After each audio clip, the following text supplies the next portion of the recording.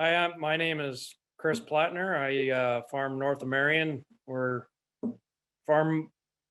of our farm ground, or all of our farm ground, is in the Indian Creek Watershed, which flows down through Marion and Cedar Rapids. We farm about 600 acres, got cows, cow calf, and finished feeder operation. We raise quite a bit of hay and do some small grains. Been planting cover crops for several years. Mostly has been after corn silage, but the last couple of years we've been doing it on a lot of acres. We got started with been doing a lot of conservation work over the years. Dad was one of the first ones in the neighborhood to throw the moldboard plow away. So we've had a history of being leaders and not realizing that we were leaders in conservation. But, Dad was interested in a bioreactor, and we thought we had a good location for one. It was right next to a road where everybody could see what was going on. And so we contacted Emery last winter, or a year ago last winter, and kind of got the ball rolling. And Emery kind of took things from there and did all the hard work. And mostly all I had to do was sign papers.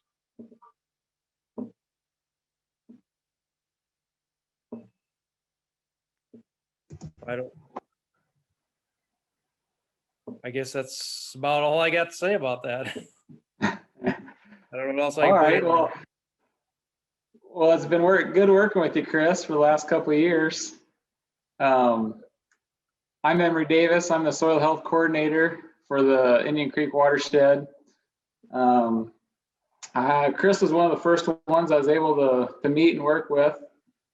And I think we've been talking about this bioreactor for probably at least a year and a half. It was over a year in the works, so it did take some time, but that was the first one we've done in the county. Actually, I believe is the first bioreactor in the county. So new things generally tend to take longer. Chris and I are working on another one now, and hopefully that'll go a lot quicker the second time around.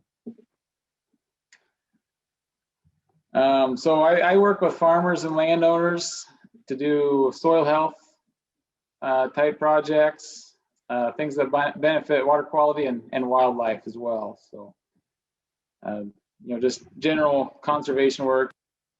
I work out of the NRCS office, so all of these programs I'm able to help Chris is through the NRCS office. I'm going to go ahead and share my screen, and Chris, feel free to jump in whenever you'd like to.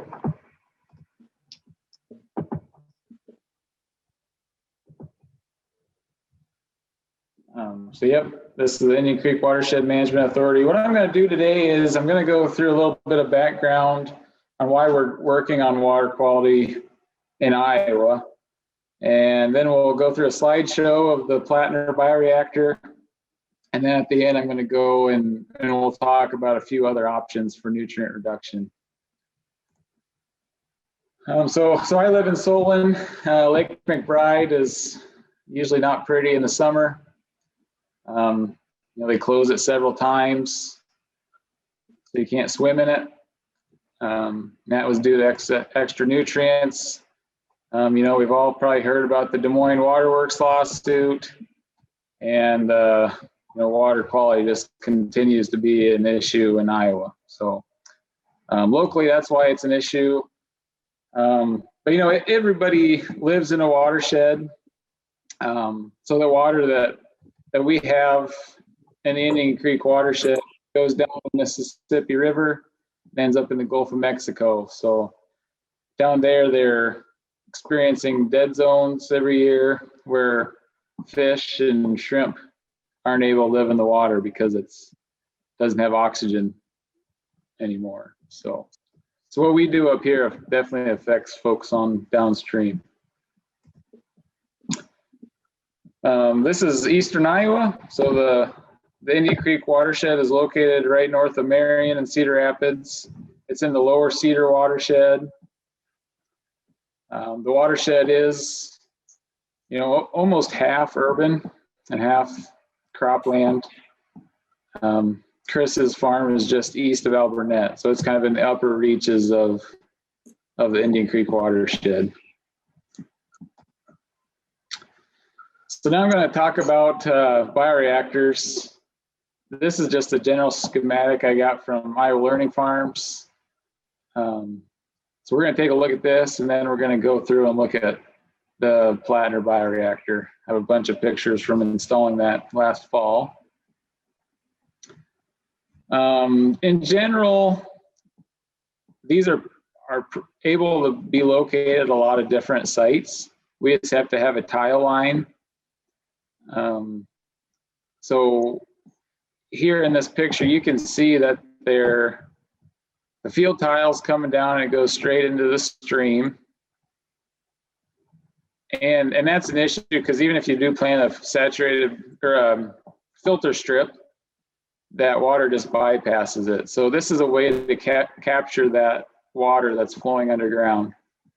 So what we're going to do is there's going to be 2 water control structures, one that we'll call the upstream water control structure and one is the downstream. And those send the water through a big trench filled with wood chips. And you can manipulate the water level in that trench using that box. So if you want more to come into the bioreactor, you can put more boards in. If you want more to go by, you take the logs down. If there's big rain events, the water will just bypass and go straight into the stream untreated. So that way it doesn't affect the crop field. The wood chips in the bioreactor don't act as a filter. They actually act as a medium for the bacteria that remove the nitrate from the water and breathe it out into the air as nitrogen. So this is general schematic. Now let's head to the Platner bioreactor. So this is the Platner farm. The drainage area you can see outlined in that black line is 43 acres. And in general, we'll need between 40 and 140 acres to make it worthwhile for us to do a project like this. There are costs associated with it. So, you know, if it's too small of an area, it's not generally worth the extra cost. On the left-hand side of the screen, you can see that's crop field right now. And then kind of in the middle of that watershed map is a hay field currently, but that's also is a corn, bean, hay type rotation.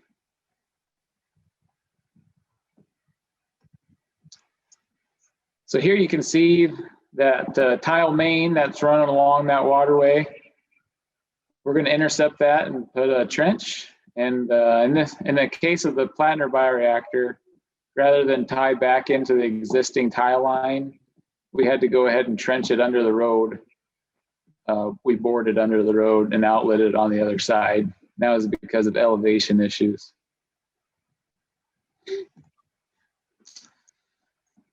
So this is a picture of the bioreactor getting built. We're looking west towards the hayfield. There in the background, you can see there is the water control structure here. And that's diverting the water coming down this tile line.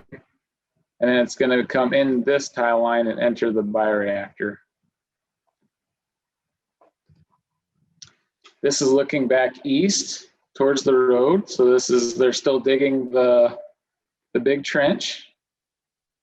In this case, the trench is 20 feet wide by 80 feet long and about 4.5 to 5 feet deep. So they're sized based on the watershed size. So since this is a little bit smaller watershed, only 43 acres, it's a little bit smaller, but you know, some of them are sized up bigger, 100 feet long by 25 feet wide, for example, so a little bit bigger. This is just a close-up of the box. It's a 2-chamber box, so underneath that tile is the boards. This is looking from the box out towards the bioreactor. So the box is there on the right-hand side of the screen, and then you can see the disturbed soil going left, and then up through the bioreactor trench, so the big hole, and then straight towards the back of the screen from that box is where the overflow tile goes. So that's the bypass line.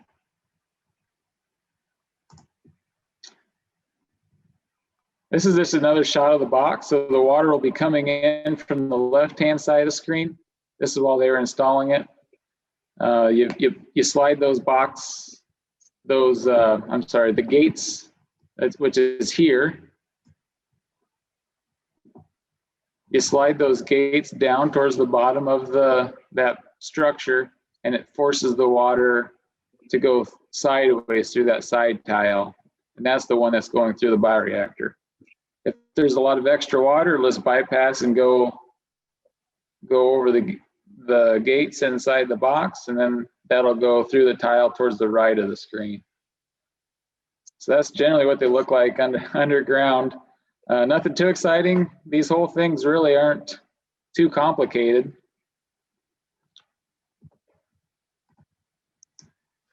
So there you can see the slot that you slide the boards down. This is a two-chamber box, they call it. That's Chris and his dad, Alan. Nice sunny day while we were building it. Chris looks happy in that picture. So in this picture, I'm standing on the road. Usually we don't have to bore under the road, but because of the elevations, in order to make the water all flow the way we needed it to, they needed to bore it under the road. So they just bored the pipe through the road. They had to get a permit for that, but that's what we're looking at there. And then there's the new outlet into the stream. So they just made a whole new outlet in this case. This is the second water control structure. This is the downstream side. So this is after the water goes through the bioreactor. This is the one that will control how long the water stays in the bioreactor and how much is in there at a time. So generally we need at least 3 hours of time in the bioreactor for that water to be treated. This is another picture just from the side. So there in the right-hand side of the screen, right here, you can see that's the collection tile. And then that will take it through the box and will be outletted into the stream. And I will say this is the very upper reaches of the stream. So the stream really doesn't start till it goes through this culvert here. So we don't always have to have a stream to tie into with the bioreactor, but it does help.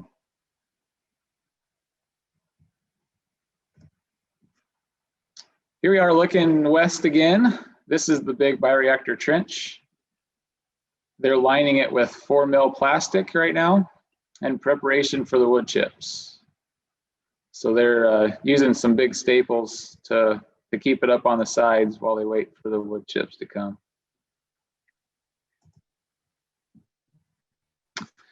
And this is also the west end of the bioreactor. So when that tile comes in, this is a distribution tile. We put a T, and then those are 2 lengths of perforated tile. So it's just normal field tile that's perforated.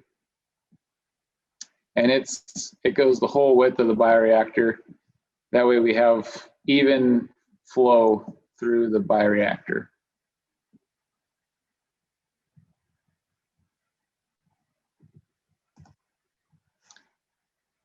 Here we are looking east.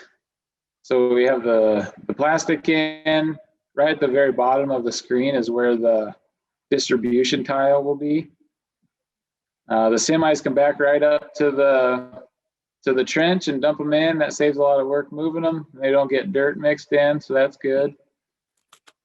And then down where those guys are working towards the top of the screen is where they're going to put the collection line.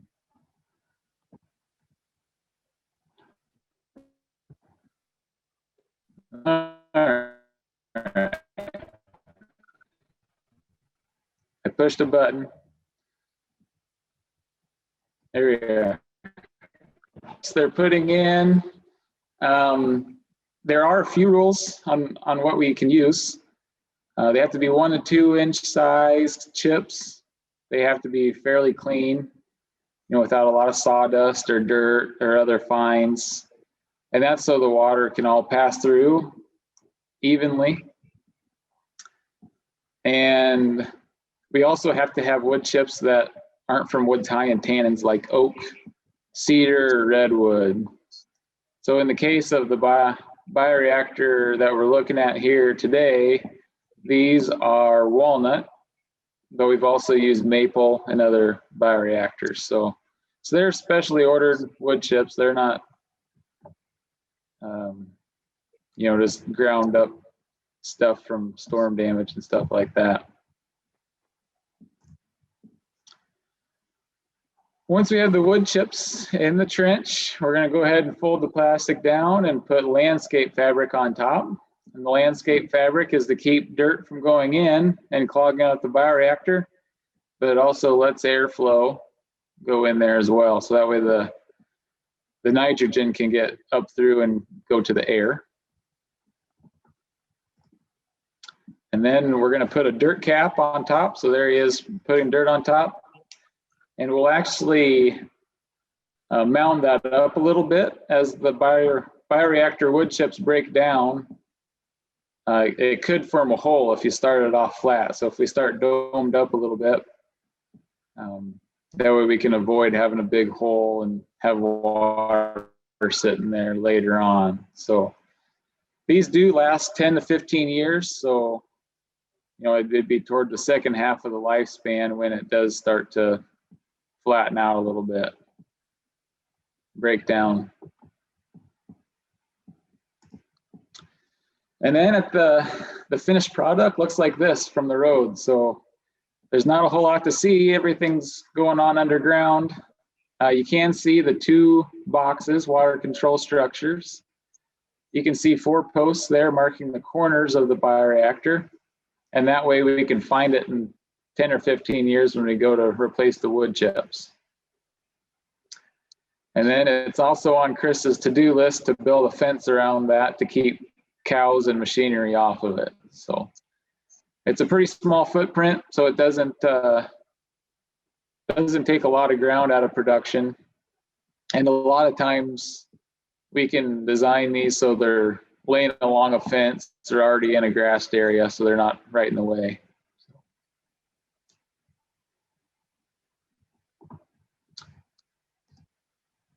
So next I'm going to go over a few other options. A bioreactor is what we call an edge of field practice. It's something you do at the edge of the field. One other option is a wetland.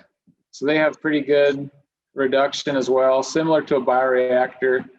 It does also provide wildlife habitat and does some water storage as well to help out with flooding downstream. So that's one option. Another option that's really similar is a saturated buffer. These have good reduction in nitrate. They're cheaper, but you can't put them in as many places as a bioreactor. So in the case of this saturated buffer and the wetland, we're going to be treating tile water. So in the wetland, we're going to dump the tile out into the wetland, and then same thing, the bacteria can treat the water to remove the nitrate. In the case of this saturated buffer, we're going to intercept the tile line and send out distribution pipes parallel to a stream or a ditch. And that's The only thing special in this situation is the water control structure. Otherwise, it's all just tile, field tile. But going through the soil slowly gives the chance for the microbes to remove the nitrate from the water.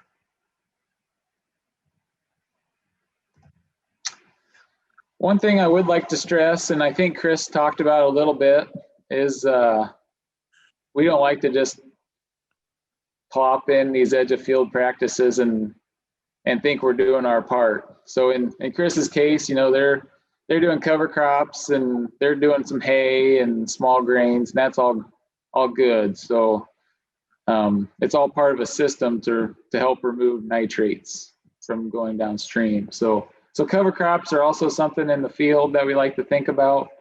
No-till as well. So both of these things help with nutrient loss.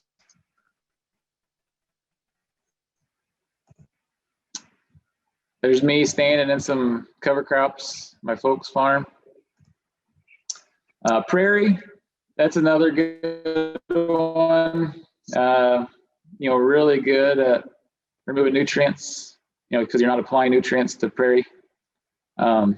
And you can also plant prairie plants on top of bioreactors and on saturated buffers. So in the case, you know, after you've disturbed the ground, we'll just go back and plant prairie plants. And that way pollinators have good habitat.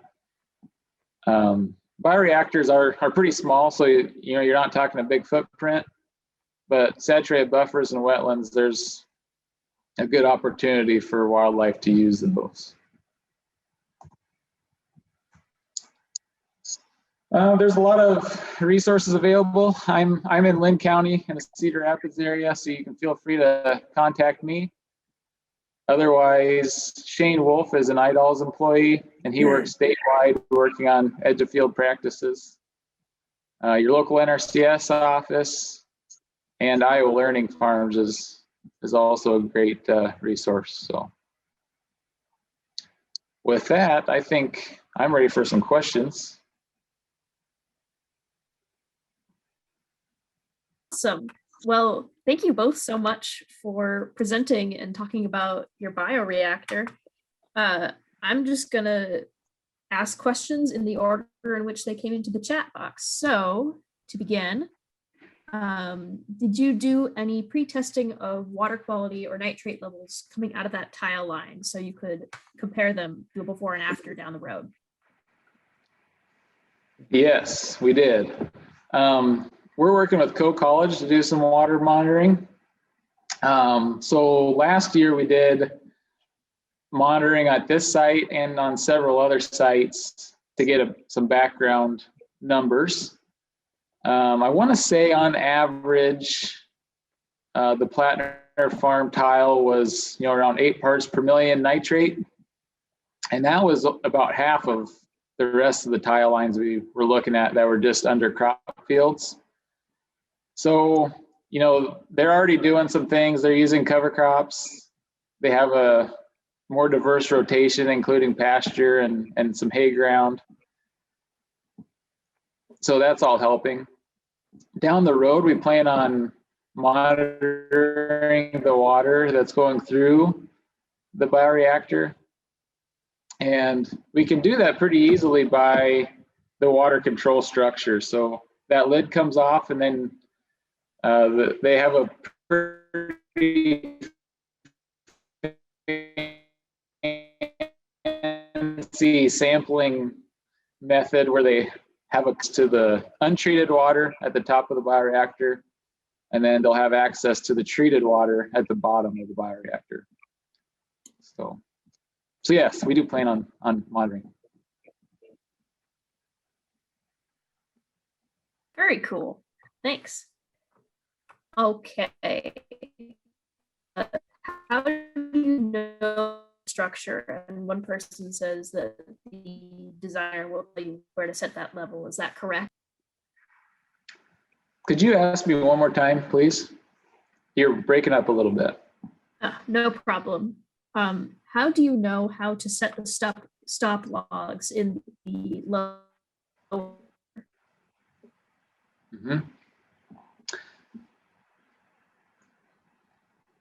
Yeah, so the design that comes from the engineer has elevations in the design, so they'll be preset. They're trying to design these so you don't need to adjust them too much, you know, because it's easier just to leave it. But you can adjust the gates to hold more water back in different parts of the year. So once you're done with planting and you're not going to be out in the field as much, you might put more gates in the structures to hold more water back. When there's times where you need to be out in the field nearby the bioreactor, you might take more gates out. So, but hopefully it's just a set it and leave it type thing, and the engineers do. That comes as part of the design. Sure. Yeah. The next question was about gates and what kind of flow the bioreactor was designed to handle. So that's a good transition. So I'm trying to think what the question is asking here. Are we asking what happens if there's too much flow? That could be. The question was if you could add or remove gates in the upstream control structure to adjust for overflow. Oh, yep. So the answer is yes, you can add and remove gates. Hopefully you're using water quality monitoring to determine gates. So you can adjust it. Yeah, and then how much flow is too much flow? So these are designed, you can put them on pretty big tiles, 8 or 10 inch tile mains. If there's extra flow, it'll just bypass and go by the bioreactor. It won't go through it. I think they'll be pretty much self-regulating on flow rate. Mm-hmm. Cool, thank you. Megan wants to know what the process is to replace a bioreactor after 10 or 15 years. What's the paperwork like? Is it sure? What's that process? Did you ask what the paperwork's like? Yeah, does the process take shorter compared to the first one for the paperwork? Yeah, so that's a good question. So the physical process is you dig it up and put new wood chips in there and probably fix the tile that you bust up when you're doing that. There is cost share available now to recharge the bioreactor. I don't know if it'll be faster or not. And there's a variety of cost share available right now. So one of the things that most folks are asking is we can make this close to cost neutral for the farmer. So using state cost share along with federal cost share, in most cases we can make these close to cost neutral, besides the hassle of signing papers.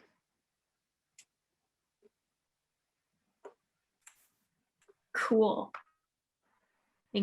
One attendee wanted to know what happens during a drought period and the bioreactor dry for extended time period. Do the quote unquote bugs survive?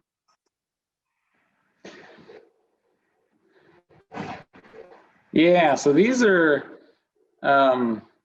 we don't have to inoculate or put any kind of bacteria in these bioreactors. They just come from the soil. So they'll get right back in there and go back to work when it gets to be wet again. One thing we don't want, in drier times of the year, 100% of the water will go through the bioreactor. In the wet times, a lot of that water will bypass. But when the water's, when there's not a lot of water, we don't want any water just sitting in there that's stagnant. So the very bottom board on the downstream side of the bioreactor has a notch cut in it.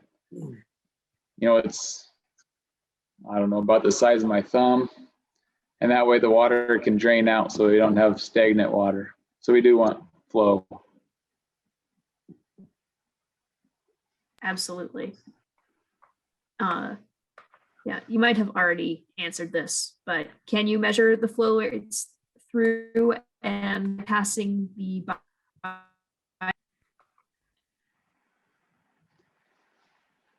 Yeah, you can measure the flow rate because it'll be going over the board. I don't know if it would be helpful to go back to the beginning slide, but those boards will have water flowing over the top of those. So they do a calculation where they collect water for a certain amount of time, and that way they can do some math and figure out how much flow there is. And then they can also use that same math to determine pounds of reduction rather than percent reduction. So if we just take one snapshot of the upstream box and then the downstream box, that'll tell you the percent reduction. Then you use those flow rates to determine pounds of reduction over time. All right, I'm going to have my worker Megan take over asking questions the internet isn't. If that didn't come entirely through, I'm going to take over just because Emma's having some Wi-Fi issues. So for the next question, we have, does Chris plan on using the stop log structures to manage water levels in his fields like Emery just mentioned? Well, I don't know at this time. I guess we'll have to see how the reactor reacts with the field above. See what water problems it may create. I imagine we may adjust flow rates at certain times, but we'll just have to see how it all works out. It may not be a problem at all. We don't know at this point. Great, thanks. Is Chris thinking about installing more of these bioreactors around the farm? Yeah, we're working on a rented farm. It's got a good location to put a bioreactor in.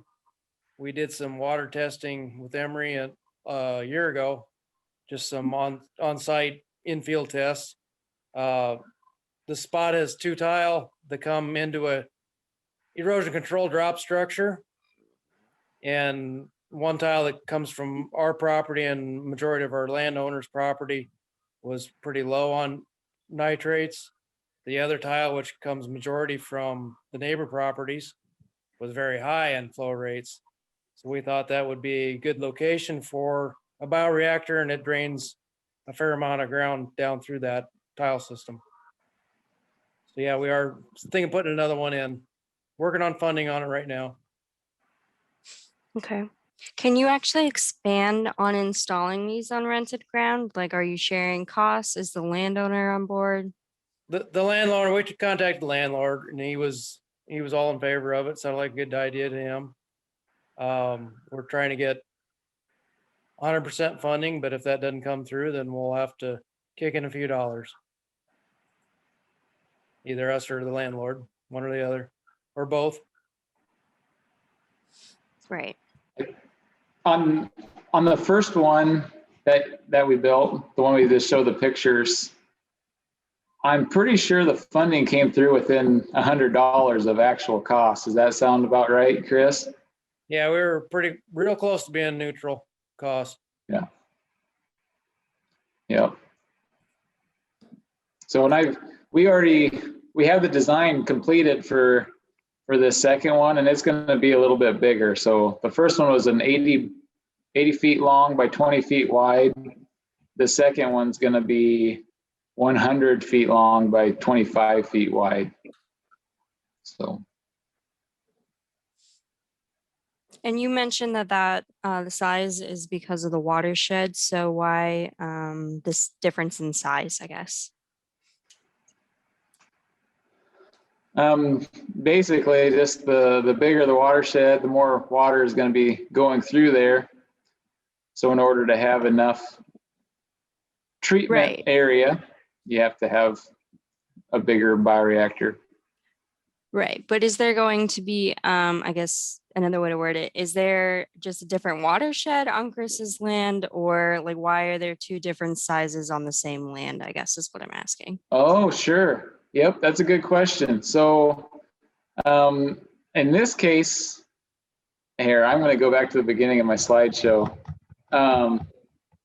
When I say watershed, this is the whole Indian Creek watershed. So that's what we call a Huck 12. And then this is one small watershed. So that's just all the water in that area is draining through the bioreactor location. So this is in a different small watershed north half a mile from this one. So it's a different small watershed, but it's still located within the Indian Creek watershed. Okay, thank you. Yeah, yep. Sharon is wondering, does the upstream farmer with the high nitrate levels and the tile water part of the new project? Is that part of the new project, or are you treating the water to be good citizens? We're treating the water to be good citizens.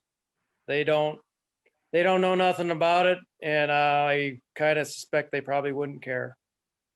But we think it's very helpful to do it, and being it's government cost share funding on it, it's benefiting everybody anyway. So it's not benefiting us so much personally. It's more of a group benefit. And Emery mentioned that saturated buffers are more difficult to site. Can you talk a bit about the requirements for siting saturated buffers? Where might they be appropriate versus a bioreactor? Yeah, so bioreactors, you don't necessarily have to have a tile outlet. You can tie into just a closed tile. A saturated buffer, you have to have a stream or a ditch in order for that water to flow from the distribution line through the soil and into the stream or ditch. You also have to have suitable soils. So, real heavy clay, the water won't flow through that very well. So you wouldn't be able to get much flow through that soil profile. If it's real sandy, it goes too fast. So, good loamy soil is what we're looking for. And then just general topography. So that distribution line in the case of the,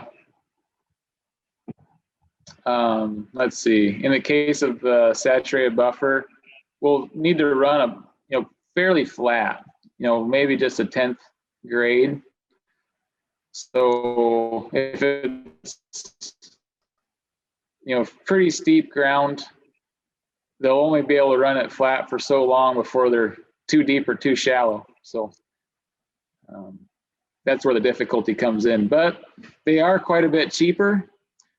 Bioreactors, they cost up in the range of $14,000 to $17,000, $18,000 range, where a saturated buffer might only cost, $4,000 to $7,000.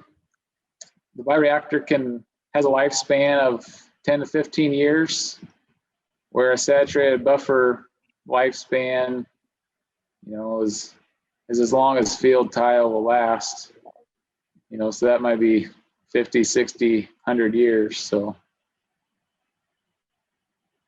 there's pluses and minuses, but not everybody has a good site to put a saturated buffer. I'm pretty sure the Platners don't have a suitable site for a saturated buffer. So that's why we're doing bioreactors. Thanks. Can you explain why you had to bore under the road when there was a culvert very close by? Dan is wondering. I am not able to get more into the specifics of that. We had this designed by an engineer. That wasn't me. And I think they just had to do that in order to make the elevations all work out the right way. Okay. That's my best guess. And somebody in the chat said they did it to get a deeper outlet. Emma is wondering, what's the time of year when it's best to install a bioreactor? I know the ground probably shouldn't be frozen, but should you do it before planting or when everything is melting and lots of water is flowing through?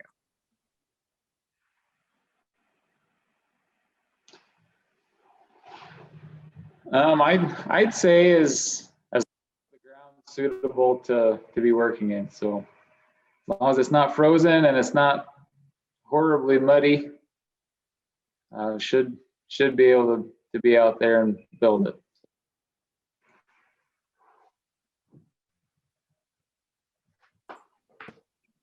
Thank you.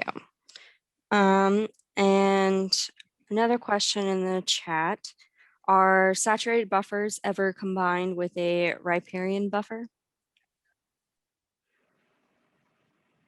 Yes, I've seen those before. Generally, you'll want to put the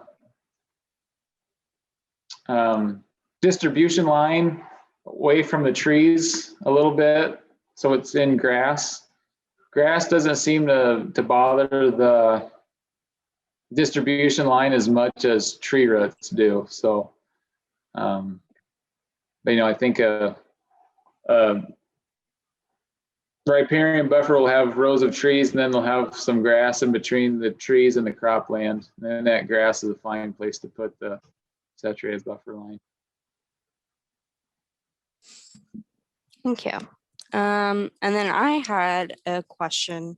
You mentioned at the beginning of your talk that took about 1.5 years for you to, from start to finish, to put in the bioreactor.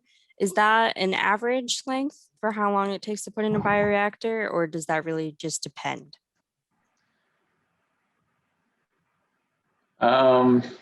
Well, so the actual building of the bioreactor just took, what did it take, a couple days, Chris?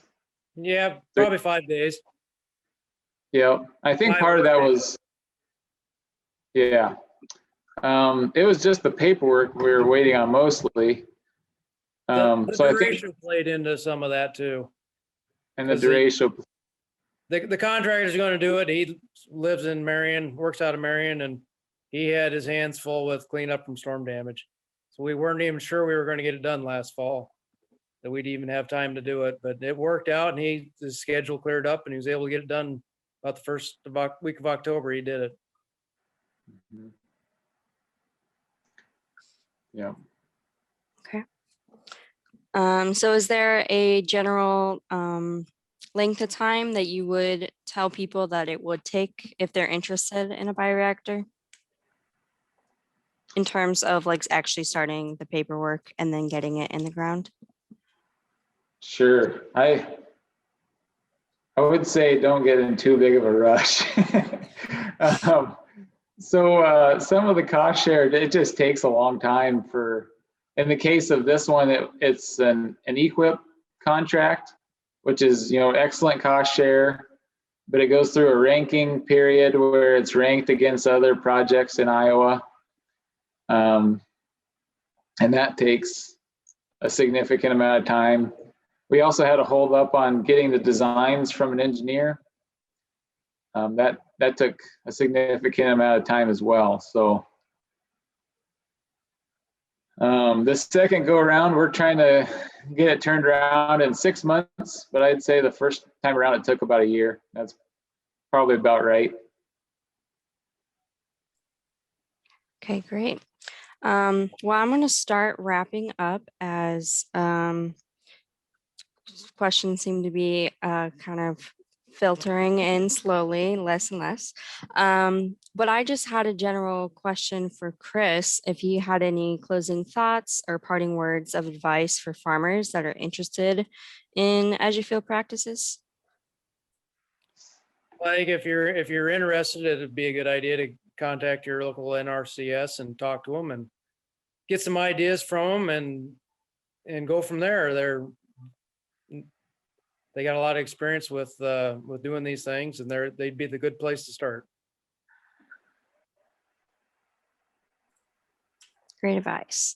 And Sharon was asking if the recording of the Farminar will be available online, and it will be. It'll be on our YouTube page and in a couple of days. And thank you, both of you, for coming tonight and sharing with us. We greatly appreciate it. And I hope everybody else has a great night. Thank you for attending.